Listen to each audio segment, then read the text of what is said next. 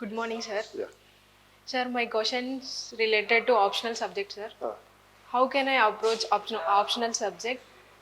Can I choose popular optional subject or less common one?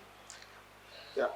What is your domain background? అంటే మీరు గ్రాడ్యుయేషన్లో ఏం చదివారు? Sir, BSc Nutrition and Dietetics. Okay. So జనరల్గా aspirants ఏం చేస్తారంటే they either go with the domain subject if they are very thorough about the domain subject. Yes. అంటే గ్రాడ్యుయేషన్లో ఏదైతే చదివామో ఆ సబ్జెక్ట్ని డొమైన్ సబ్జెక్ట్ అంటే. అండ్ ఇది కాకుండా అంటే గ్రాడ్యుయేషన్లో మనం బీటెక్ లేకపోతే బీఎస్సీ ఇట్లా ఇటువంటివి చదివితే దాని మీద పూర్తి స్థాయిలో మనకి యూపీఎస్సికి కావాల్సినటువంటి స్టాండర్డ్లో మనం చదువు ఉండకపోతే then you can go for the popular subject. So ఈ పాపులర్ సబ్జెక్ట్స్లో మనకి ఏమున్నాయి? ఈ political science, public administration, sociology, anthropology, Telugu literature, ఇటువంటి సబ్జెక్టులన్నీ పాపులర్ సబ్జెక్ట్స్. సో దాన్ని బట్టి మన బ్యాక్గ్రౌండ్ ఏంటి అనే దాన్ని బట్టి మనం సబ్జెక్ట్ని అప్ చేసుకోవాలి. రెండోది ఏంటంటే ఆ సబ్జెక్ట్ మీద ఎంతో కొంత ఇష్టం ఉండాలి. So just because a subject ఈ scoring you cannot opt it. Popularity ఎందుకు వస్తుందంటే ఎక్కువ మంది స్కోర్ చేస్తారు కాబట్టి దానికి ఎక్కువ మంది సెలెక్ట్ చేసుకుంటారు కాబట్టి పాపులారిటీ వస్తుంది. కాబట్టి మనకి జస్ట్ స్కోరింగ్ ఉంది అని చెప్పి దాన్ని మనం చూస్ చేసుకోవాలి. దాని మీద మనకి ఆసక్తి కూడా ఉండాలి, ఇంట్రెస్ట్ ఉండాలి.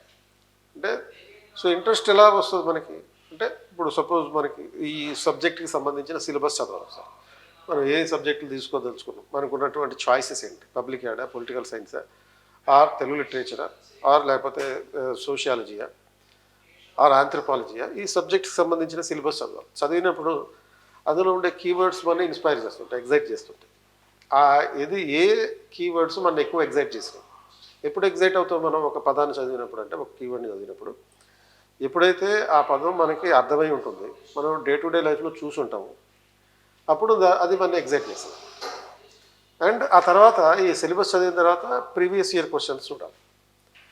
క్వశ్చన్స్ స్ట్రైట్ క్వశ్చన్స్ ఉన్నాయా, లేకపోతే ఇండైరెక్ట్ క్వశ్చన్స్ ఉన్నాయా, స్టేట్మెంట్ ఓరియంటెడ్ క్వశ్చన్స్ ఉన్నాయా, లేకపోతే సింగిల్ స్టేట్మెంట్ క్వశ్చన్స్ ఉన్నాయా, కొటేషన్స్ మీద ఎక్కువ ఉన్నాయా, ఇలా మనం ఒకసారి చూసుకోవాలి. ఏ టాపిక్స్ మీద ఎక్కువ క్వశ్చన్స్ ఇస్తున్నారని దాన్ని చూసినప్పుడు ఆ సిలబస్కి ఇంటిగ్రేట్ చేసుకుంటే ఈ క్వశ్చన్స్ చదివినప్పుడు ప్రతి సబ్జెక్ట్కి సంబంధించి దెన్ యూ కెన్ అండర్స్టాండ్ మనకి ఏ సబ్జెక్ట్ నాకు ఇష్టం అనేటటువంటిది. సో ఇప్పుడు డిగ్రీ వరకు మనకి అసలు ఈ సబ్జెక్టుల గురించే తెలియదు. Yes, sir. సో ఆ సబ్జెక్టుల గురించి తెలియదు, మొదటిసారికి సబ్జెక్టులు చూస్తున్నాం, ఆల్మోస్ట్ 10th తర్వాత చూస్తున్నాం ఈ సబ్జెక్టులని. Yes, sir. కాబట్టి తెలుసుకోవాలన్నప్పుడు అసలు దాని మీద మనకు ఉండేటటువంటి ఇంట్రెస్ట్ అనేది ఇంపార్టెంట్. రెండోది దీంట్లో ఏమైనా డౌట్స్ ఏమైనా ఉంటాయి. ప్రతి సబ్జెక్టు ఒక సబ్జెక్ట్ తీసుకోదలుచుకున్నాం, సో సపోజ్ ఆంథ్రోపాలజీ, సోషియాలజీ తీసుకోదలుచుకున్నాం, రెండిట్లో ఏది తీసుకోవాలి అన్నప్పుడు మీరేం చేయాలి? ఆ కన్సర్న్డ్ ఫ్యాకల్టీ దగ్గరికి వచ్చి ఆ ఫ్యాకల్టీని అడగాలి. ఈ సబ్జెక్ట్లో మంచి ఏంటి, చెడు ఏంటి అడగాలి. Okay, sir. ఆంథ్రోపాలజీ వల్ల అడ్వాంటేజ్ ఏంటి, సిలబస్ చూస్తేనేమో 4-5 పేజీలు ఉంటుంది. సోషియాలజీ వల్ల అడ్వాంటేజెస్ ఏంటి, పిఎస్ఐఆర్ వల్ల అడ్వాంటేజెస్ ఏంటి, సిలబస్ చూస్తేనేమో 40 టాపిక్స్ ఉంటాయి, 40 యూనిట్లు ఉంటాయి. మరి అంత పెద్ద సిలబస్ని హ్యాండిల్ చేయగలుగుతామా? కానీ ప్రాక్టికల్గా చూసినప్పుడు ఎక్కువ మంది ర్యాంకర్లు ఈ మధ్యకాలంలో పిఎస్ఐఆర్తో వస్తున్నారు, ఆంథ్రోపాలజీతో వస్తున్నారు, సోషియాలజీతో వస్తున్నారు. మరి సిలబస్ని మేనేజ్ చేయగలుగుతాం? ఇలాంటి క్వశ్చన్స్, రిలవెంట్ క్వశ్చన్స్ అడిగి ఆ ఫ్యాకల్టీ ద్వారా మనం మనకు ఉన్నటువంటి ఈ కన్ఫ్యూజన్ ఏదైతే ఉందో ఆ confusion తొలగించుకోవచ్చు. Okay, sir. Sir, PYQs are really important for optional subject to refer. కంపల్సరీగా, ఎందుకంటే పివైక్యూస్ ద్వారా మనం ఒక క్వశ్చన్ చదివినప్పుడు ఆ క్వశ్చన్ని ఆధారంగా చేసుకుని నెక్స్ట్ లెవెల్లో నెక్స్ట్ ఇయర్లో ఎలా క్వశ్చన్ వస్తుందో మనకి తెలుస్తుంది. ఆప్షనల్కి సంబంధించి 2014 నుంచి 2023 వరకు ఉన్నటువంటి, అంటే ఇప్పుడు సపోజ్ సెప్టెంబర్లో మళ్ళీ 2024 ఎగ్జామ్ జరుగుతుంది. ఏమో కనీసం ఒక 10 years క్వశ్చన్ పేపర్స్ కనుక మనం తీసుకొని చాప్టర్ వైజ్గా, యూనిట్ వైజ్గా, టాపిక్ వైజ్గా క్లాసిఫై చేసుకుని ఆ పీవైక్యూస్ చదివితే ఏ టాపిక్ నుంచి ఎక్కువ క్వశ్చన్లు వస్తున్నాయని అర్థం. క్వశ్చన్ అడిగే ప్యాటర్న్ ఏంటి తెలుస్తుంది. సో ఇప్పుడు సపోజ్ పిఎస్ఐఆర్ తీసుకున్నారనుకోండి, దాంట్లో లిబరలిజం అనే కాన్సెప్ట్ మీద ఎవ్రీ ఇయర్ కంపల్సరీగా క్వశ్చన్ వస్తుంది. అలాగే అరబిందో అనే కాన్సెప్ట్ మీద క్వశ్చన్ వస్తుంది. సో అదేవిధంగా మనకి ప్లేటో సంబంధించినటువంటి ఐడియాస్ మీద క్వశ్చన్ వస్తుంది. అలా మనకి ఐడెంటిఫై చేయగలుగుతాం ఏ అంశం మీద ఎక్కువ ఫోకస్ చేస్తూ ఎగ్జామినర్ క్వశ్చన్ ఇస్తున్నారు. ఈ ప్రీవియస్ ఇయర్ క్వశ్చన్ చదవడం వల్ల ఇంకో అడ్వాంటేజ్ ఏంటంటే లాస్ట్ 3-4 yearsలో మనం అబ్జర్వ్ చేసినప్పుడు పిఎస్ఐఆర్కి సంబంధించినటువంటి అంశాల విషయంలో ఆ ట్రెడిషనల్ టాపిక్స్ ఏవైతే ఉన్నాయో ఆ ట్రెడిషనల్ టాపిక్స్ని కాంటెంపరీ ఇష్యూస్కి లింక్ చేసి అడుగుతారు అనే విషయం కూడా అర్థమవుతుంది. Okay sir. సోషియాలజీలో కూడా అదే జరుగుతుంది. కాబట్టి పివైక్యూస్ అనేవి చాలా కీ ఫ్యాక్టర్ ప్లే చేస్తాయి అన్నమాట, కీ రోల్ ప్లే చేస్తాయి. Sir, how can I prepare questions regarding optional subject during the interview? So optional మీరు మెయిన్స్కి ఎప్పుడైతే చదువుతారో అది చాలు. కొత్తగా మెయిన్స్ కోసం ప్రత్యేకంగా ఏం చదవక్కర్లేదు. కాకపోతే మెయిన్స్లో ఏం చేయొచ్చు అంటే యూజువల్గా మెయిన్స్లో నీ ఆప్షన్కి సంబంధించి క్వశ్చన్లు ఉండవు.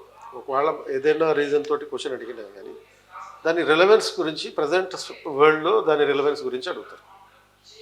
అంటే ఇప్పుడు సోషలిజం అనే కాన్సెప్ట్ చదివాను, ఆర్ బ్యూరోక్రసీ, సపోజ్ సోషియాలజీలో బ్యూరోక్రసీ గురించి చదివినప్పుడు what is the relevance of bureaucracy in the context of artificial intelligence.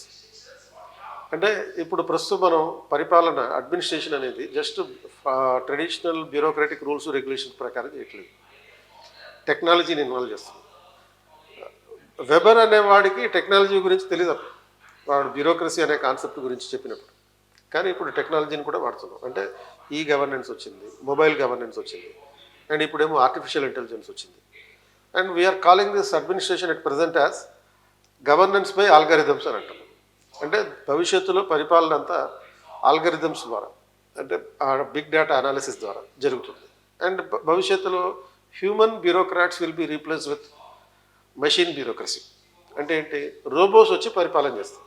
ఎలా అయితే మనకి రోబోస్ వచ్చి పోలీస్ వ్యవస్థలో ఉంటున్నాయి, మిలిటరీలో రోబోస్ను ఉపయోగిస్తున్నారు. కాబట్టి బ్యూరోక్రసీలో కూడా ఐఏఎస్ల బదులు మనుషుల బదులు ఐఏఎస్లుగా రోబోస్ ఉంటాయి. ఆ ఊహల్ని కూడా మనం ఊహించగలగాలి, ఆ పాసిబిలిటీస్ని కూడా ఊహించగలగాలి. సో అటువంటి ఊహ ఆధారంగా మీ పర్సనాలిటీని టెస్ట్ చేసేటటువంటి అవకాశం ఉంది తప్ప మీకు what is sociology, what is the scope of sociology, what is political science ఇటువంటి క్వశ్చన్లు ఉండవు. దాని రిలవెన్స్ ఉంటుంది అనమాట. ప్రజెంట్ రిలవెన్స్ ఏంటి, ఫ్యూచర్ రిలవెన్స్ ఏంటి అనే అంశం మీద అంటారు. Sir, my interest regarding optional anthropology, is it correct? Yes, definitely. మీకు ఏది ఇంట్రెస్ట్ ఉంటుందో ఆ సబ్జెక్ట్నే మీరు తీసుకోవాలి. Because I'm science background. మీరు సపోజ్ బయాలజీ బ్యాక్గ్రౌండ్ ఉంటే పర్టికులర్గా కంపల్సరీగా మీరు ఆంథ్రోపాలజీ తీసుకోండి. ఎందుకంటే ఆంథ్రోపాలజీలో ఆల్మోస్ట్ 1/3 సిలబస్ అనేది ఈ జెనెటిక్స్ మీద ఉంటుంది కనుక.